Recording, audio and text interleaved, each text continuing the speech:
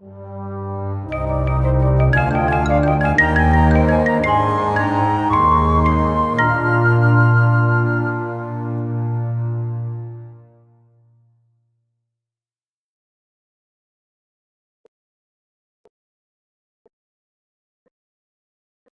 revuelta abasí pone fin al califato omeya y lleva al poder en 750 a la nueva dinastía, que descienden de un tío del profeta, Abbas.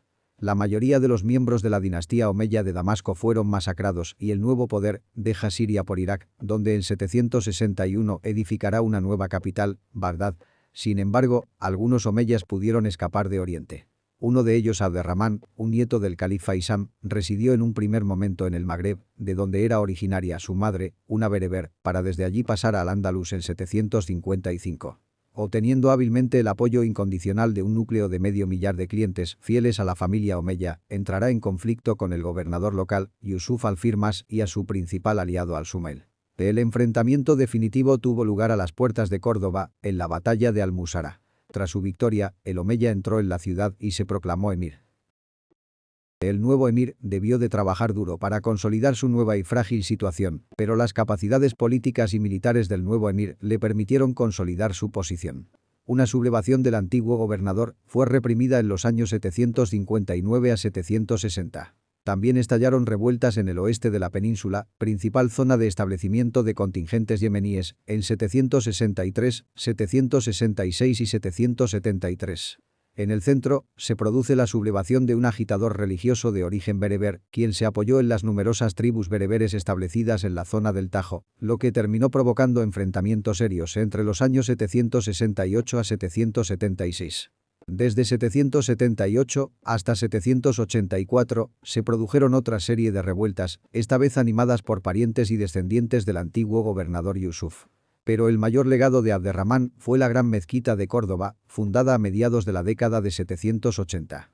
La mezquita fue construida en el solar de una antigua basílica visigoda, siendo una fusión única entre el estilo de las mezquitas de Damasco, lugar de nacimiento de Abderramán, y elementos de las basílicas cristianas. A la muerte de Abderramán I, fue sucedido por su hijo Hisam. Su elección, pues era el segundo hijo del fallecido emir, estaban en su religiosidad y su correcto comportamiento, que le granjeaban el apoyo del pueblo, a lo que se agregaba su conocimiento de las tradiciones tribales y, por tanto, su capacidad para controlarlas. Todos estos factores, junto a las riquezas obtenidas en el reinado anterior, explican la relativa tranquilidad de su reinado.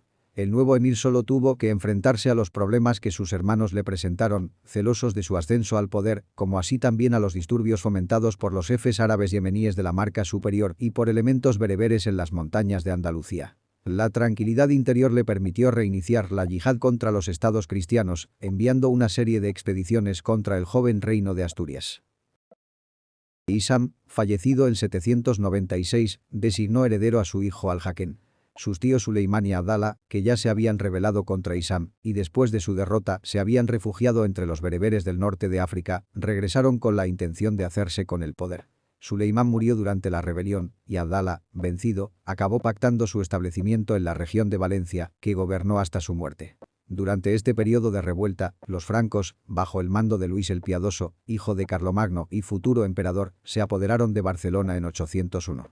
La consolidación del poder central prosiguió bajo el emir Al-Hakem, pero esta no estuvo exenta de rechazos y alzamientos, las cuales fueron violentamente reprimidas, como la masacre de los notables de Toledo en 797, ciudad siempre dispuesta a sublevarse, o lo acontecido en Córdoba, durante la despiadada represión de la revuelta del Arrabal que en 818 llevó a la muerte o al exilio a millares de cordobeses que vivían en la orilla sur del Guadalquivir.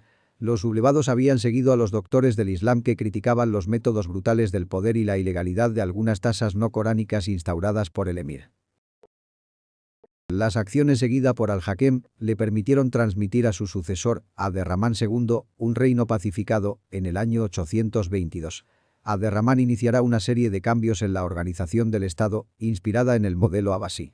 Las distintas funciones se van a distribuir en una serie de diferentes departamentos, cuyo centro serán la Cancillería y la Hacienda, atendidos por numerosos funcionarios que se jerarquizan. Al mismo tiempo, se verá un incremento en el número de los magistrados urbanos. Aunque no parece que Abderramán II rebajase los impuestos existentes, tampoco los subió. Su política fiscal parece que consistió, por un lado, en el aumento de la presión sobre los mozárabes y, por otro, en el incremento de las acuñaciones de moneda circulante. Destaca también en la época de Abderramán II el ataque de los vikingos a Sevilla, quienes fueron derrotados, sufriendo además grandes pérdidas. Además, hizo fortificar o reconstruir los muros de las ciudades, ordenó construir atarazanas y creó una marina de guerra en caso de nuevos asaltos vikingos. Con Abderramán los cordobeses intervienen de nuevo en el reino asturiano y en los condados catalanes, a las que envían expediciones de castigo que se repiten a lo largo de los años 823 a 828. A esta primera etapa sigue un periodo de paz que se prolonga en Asturias hasta el 838 y en Cataluña hasta 3 años más tarde, después de las cuales se retomarían los ataques a los reinos cristianos. Muhammad I siguió aumentando la presión fiscal. Al parecer, suprimió algunos de los privilegios coránicos de que habían disfrutado los musulmanes y al tiempo eliminó algunas de las zonas en las que aún estaban vigentes los antiguos pactos firmados con los cristianos, a los que se imponen las nuevas figuras fiscales que incrementan de forma importante las cantidades que debían abonar. Muhammad aumentó el número de mercenarios y dispensó a los cordobeses de participar en las campañas anuales a cambio de que costeasen el equipamiento de los nuevos contingentes. Surgieron diferentes revueltas, como la de Toledo a inicios de su reinado, y que contó con el apoyo de Asturias y Navarra, pero la cual fue derrotada en la batalla de Guazalete, en 854. Pero la victoria del emir no pudo contener los avances asturianos sobre la ribera norte del Duero, donde en el 856 Ordoño I ocupó y reparó las murallas de León, que muy pronto será la capital del reino. A partir de la década de 860, los musulmanes consiguen una serie de victorias, mientras que estas y las derrotas se alternarán hacia los últimos años del reinado de Muhammad. Sobre fines del reinado de Muhammad, se abrirá una nueva crisis, considerablemente más grave, que bajo sus sucesores estuvo a punto de destruir el Estado omeya. Nos referimos a la revuelta del jefe Muladí Umar ben Hafs, quien a partir de 880 consigue comprometer, en una disidencia duradera contra la dominación árabe, a toda la Andalucía montañosa, en general habitada por comunidades campesinas indígenas todavía cristianas en gran parte. Incluso llega a ganar para su causa a la población mayoritariamente muladí de varios centros urbanos de los alrededores. Para 891, su poder había crecido tan rápidamente que llegó a ocupar el fuerte de Poley, situado a solo unos 50 kilómetros de Córdoba. Esto provoca una reacción enérgica del emir Abdala, quien había sucedido a su hermano Al-Mundir, quien apenas había reinado por 2 años, entre 886 a 888. Hasta entonces, el emir se había mostrado bastante inactivo en la capital. Consiguió movilizar un ejército suficientemente numeroso y motivado para vencer a los disidentes y retomar Poley y Écija para mayo de 891. Esta victoria quizás salvó Córdoba y al poder omeya, que ya no serán amenazados de forma tan directa. Sin embargo, las fuerzas omeyas no lograrían expulsarle de Bobastro, fortaleza donde residía y donde murió en el año 917. Sus hijos continuarían la lucha hasta el año 928. En el año 912, el joven y dinámico Abderramán III, quien asumirá el título de califa en el año 929, fue proclamado nuevo emir omeya en Córdoba, sucediendo a su abuelo.